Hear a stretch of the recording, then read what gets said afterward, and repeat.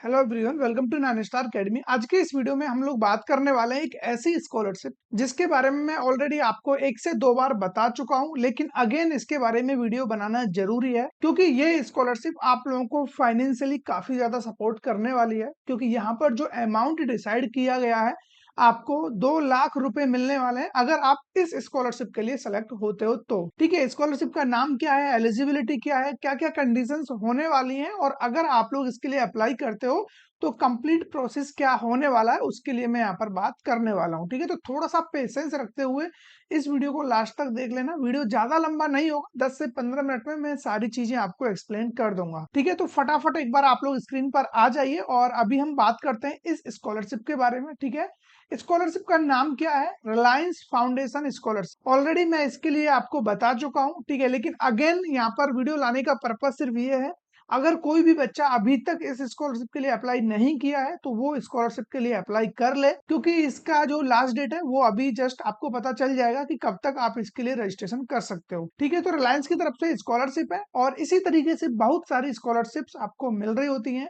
लेकिन इनमें से सबसे इंपॉर्टेंट अगर मेरे को लगता है तो वो रिलायंस स्कॉलरशिप है, अगर आपको मिलती है तो। ठीक है, टाइप्स ऑफ स्कॉलरशिप, लाइक यहाँ पर आपको दो तरीके से ये स्कॉलरशिप देखने को मिलती है, अंडर ग्रेजुएट वाले बच्चों के लिए और पोस्ट ग्रेजुएशन वाले बच्चों के लिए। ठीक है, अब बाकी इसके लिए कितना स्कॉलरशिप मिलेगा अंडर ग्रेजुएशन वालों को, कितना पोस्ट ग्रेजुएशन को, इस सबके लिए भी हम बात करने वाले हैं, डोंट वरी।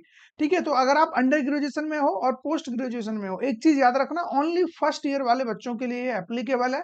अगर आप अंडर ग्रेजुएशन में हो तो भी फर्स्ट ईयर में होने चाहिए, और पोस्ट ग्रेजुएशन में हो तब भी आप फर्स्ट ईयर में ही होने चाहिए। ठीक है, उसके बाद अगर हम बात करें यहाँ पर कितने रुपए आपको मिल रहे होंगे, तो यहाँ पर अंडर ग्रेजुएशन वाले बच्चों को 2 लाख रुपए स्कॉलरशिप देखने को मिलता है, और अगर हम बात करें पोस्ट ग्रेजुएशन की तो यहाँ पर आपको 6 लाख रुपीज देखने को मिलता है। ठीक है, अमाउंट आपको देखने को मिल गया, लाइक काफी ज्यादा अमाउंट आपको मिलने वाला है। फाइनेंशियली आप लोगों का जितना भी प्रॉब्लम है वो सॉर्ट आउट हो जाएगा। ठीक है, क्योंकि अगर आप पूरे बीटेक को भी देखोगे ना, और ये 1 साल का बता रहा हूँ मैं, हर साल आपको इतना अमाउंट मिलेगा, तो ऑलमोस्ट आपके सारे एक्सपेंसेस जितने भी खर्च हैं, चाहे वो हॉस्टल का हो, चाहे वो मेस का हो, चाहे वो ट्रांसपोर्टेशन का हो, चाहे वो फीस का हो, ऑलमोस्ट सब कुछ इसमें कवर हो जाता है मैक्सिमम कॉलेज का। ठीक है, अब बात कर लेते हैं एलिजिबिलिटी क्या है, जो सबसे इंपॉर्टेंट चीज है फॉर अंडर ग्रेजुएशन। जितने भी अंडर ग्रेजुएट कर रहे हैं बच्चे, उनके लिए एलिजिबिलिटी क्या रहेगा। फर्स्ट कंडीशन, आप लोग इंडियन सिटीजन होने चाहिए। 12th क्लास आपका 60% से पास आउट होना चाहिए। अगर 60% से कम है तो आप इसके लिए एलिजिबल नहीं हो,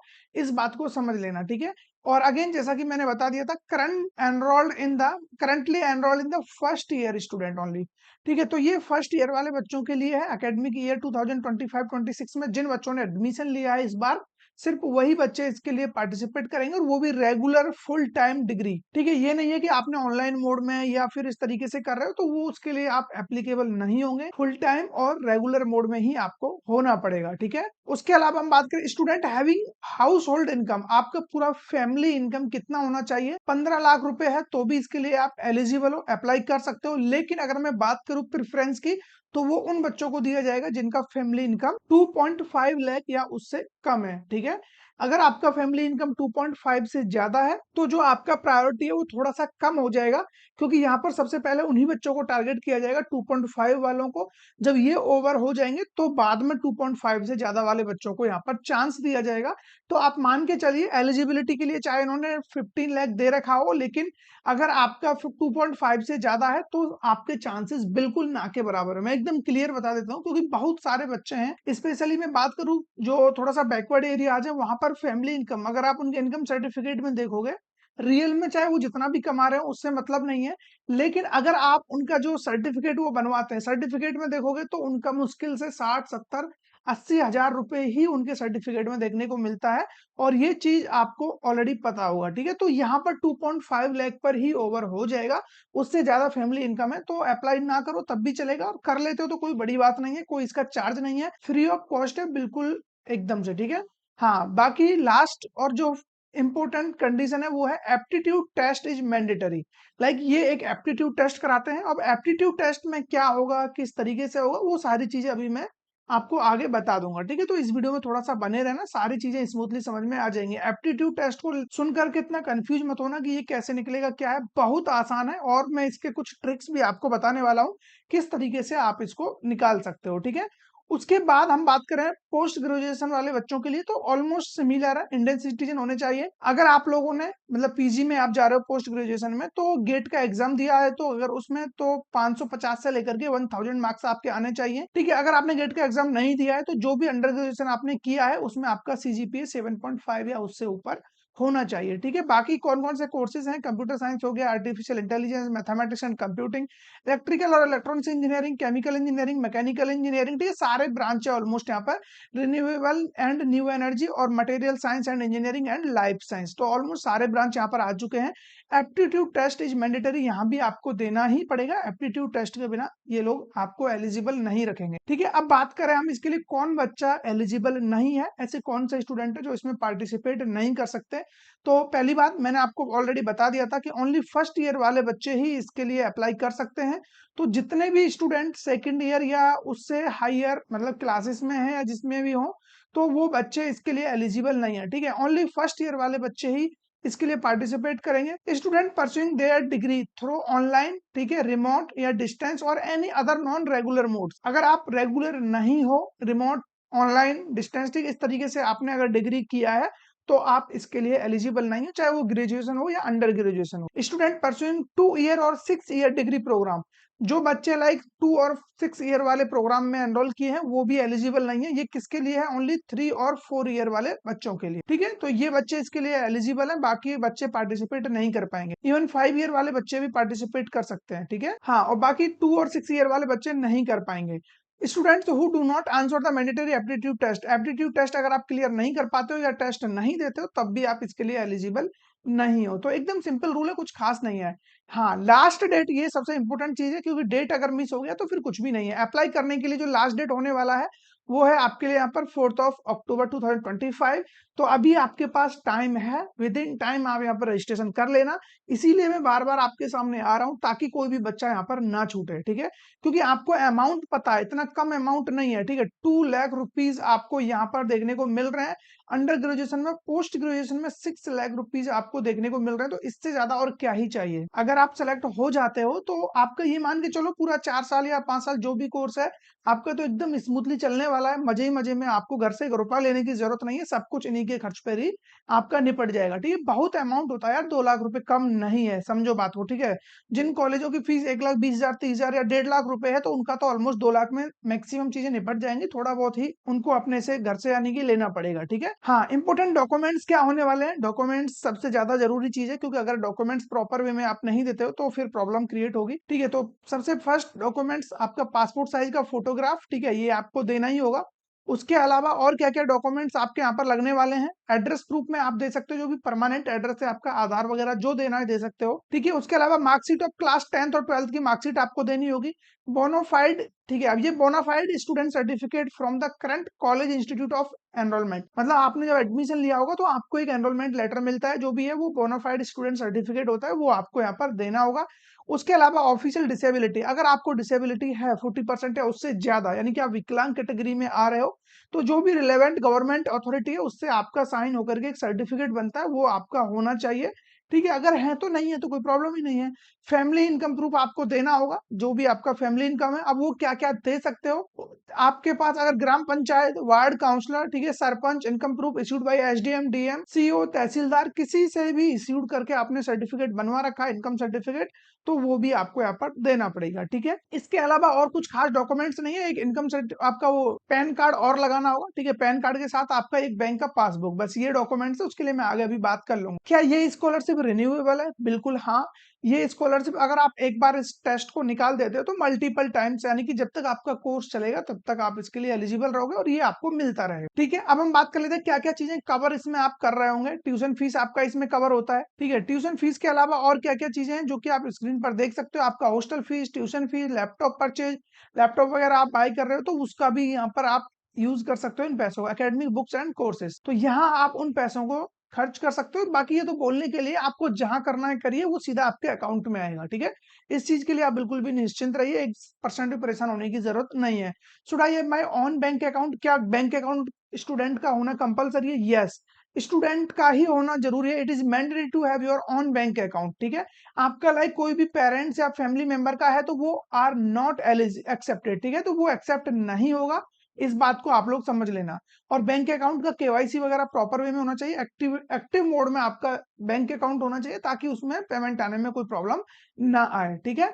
बाकी बात करें, क्या पैन कार्ड देना जरूरी है? अगर आपके पास पैन कार्ड नहीं है तो क्या करना होगा, तो आपको अप्लाई करना पड़ेगा।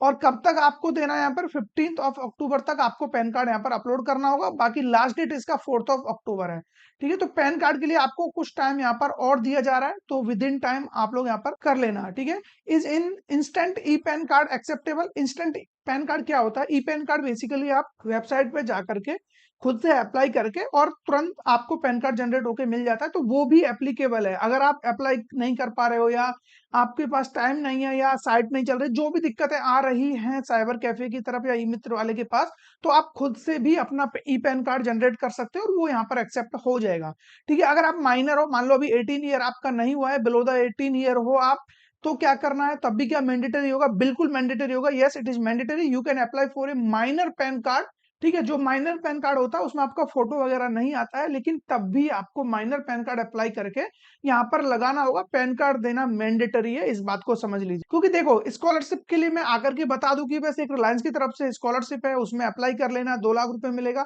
तो ये प्रॉपर सॉल्यूशन नहीं है। क्योंकि एटलीस्ट आपको पता तो होना चाहिए कि एग्जैक्टली हमें अप्लाई किस तरीके से करना है, किन किन चीजों का ध्यान रखना है, कौन कौन बच्चा इसके लिए ज्यादा सूटेबल है, कौन बच्चा है जिसको यहाँ पर पार्टिसिपेट करने का कोई सेंस नहीं बनता है। तो सारी चीजें आपको पता होनी चाहिए, ठीक है। तो इतना आपको समझ में आ गया। अब हम बात कर लेते हैं थोड़ा सा जो इनका एप्टीट्यूड टेस्ट होने वाला है उसके बारे में, ठीक है। तो एप्टीट्यूड टेस्ट के लिए देखो, यहाँ पर 3 सब्जेक्ट आपको देखने को मिलेंगे। First verbal ability, second analytical and logical ability, third numerical ability, ठीक है। अब इनमें क्या होगा, नंबर ऑफ क्वेश्चंस आपको 20-20 क्वेश्चन देखने को मिलने वाले हैं तीनों में। टाइम रहेगा 20-20 मिनट का, ठीक है। मार्क्स भी आपको 20-20 मार्क्स पर सब्जेक्ट यहाँ पर मिलने वाले हैं, पर क्वेश्चन आपको 1 मार्क्स रहेगा, ठीक है। तो टोटल आपके 60 क्वेश्चन, 60 मिनट, 60 मार्क्स, इस तरीके से एप्टीट्यूड होगा।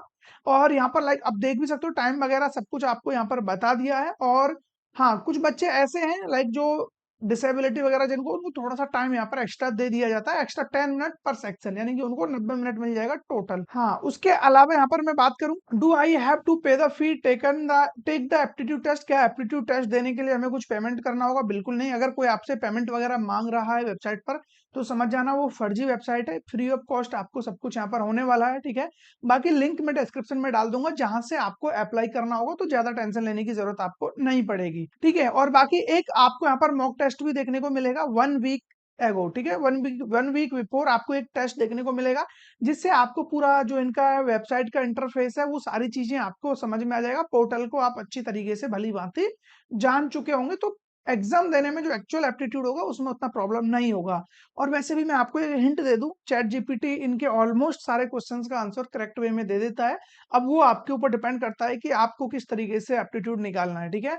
हाँ, बाकी बहुत सारे लूप होल्स होते हैं, तो अब मैं नहीं चाहता कि यार जो बच्चा मेहनत करके स्कॉलरशिप ले सकता है, उसकी बजाय एक बच्चा आकर के चैट जीपीटी और ये सब करके स्कॉलरशिप ले जाए, तो वो एक सही तरीका नहीं है। जो उसका हकदार है उसी को चीजें मिलनी चाहिए। तो आप भी थोड़ा मेहनत करके 10-20 इसके अगर आप सेट लगा लोगे, ठीक है, इसका मॉक टेस्ट वगैरह लगा लोगे, तो इजीली आप भी निकाल दोगे, कुछ चीटिंग वगैरह की जरूरत नहीं पड़ेगा, ठीक है। हालांकि जिसको करना है वो करेगा, मतलब आसानी से हो जाती है। मेरा कहने का मतलब ये है। ईमेल आईडी कौन सा यूज करना है, क्योंकि एक ईमेल आईडी आपको इंस्टीट्यूट की तरफ से मिलता है, कॉलेज वाले आपको एक ईमेल आईडी देते हैं, तो वो गलती से भी रजिस्टर मत करना।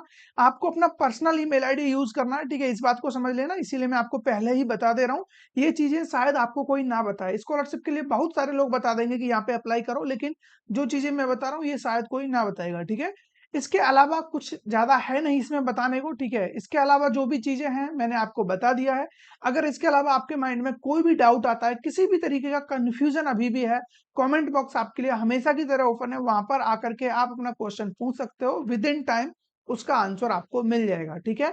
और इसके अलावा आपके माइंड में कोई भी स्कॉलरशिप चल रहा है जिसके बारे में इसी तरीके से आपको डिटेल में जानना हो, तो वो भी मेरे को कमेंट करके जरूर से बताना, उस पर भी मैं सेपरेट वीडियो लेकर के आ जाऊंगा। बाकी मैं तो टाइम टू टाइम आप लोगों के लिए ढेर सारा कंटेंट यहाँ पर लेकर आने वाला हूँ, ठीक है। फिर चाहे आप किसी भी ईयर में हो, ये फर्स्ट ईयर वाले बच्चों के लिए, अभी second year, third year, final year वाले बच्चों के लिए भी बहुत सारी स्कॉलरशिप्स हैं, ठीक है। इस प्लेटफॉर्म पे आप देखोगे ना, इतनी सारी स्कॉलरशिप मैं लेकर के आऊंगा, हर एक बच्चा कम से भी कम 2 स्कॉलरशिप तो फंसाएगा ही। इस बात को समझ लेना, ठीक है? 2 स्कॉलरशिप हर बच्चा पाएगा, जो भी हमारे चैनल के साथ जुड़ा हुआ है, जो भी हमारे साथ यहाँ पर 9 स्टार अकेडमी का फैमिली मेंबर बना हुआ है, ठीक है? तो फिर मिलेंगे ऐसे किसी इंटरेस्टिंग टॉपिक के साथ, तब तक बने रहिए हमारे साथ। चैनल को सब्सक्राइब करना ना भूलना क्योंकि सब्सक्राइबर्स बहुत ज़रूरी हैं। Thank you.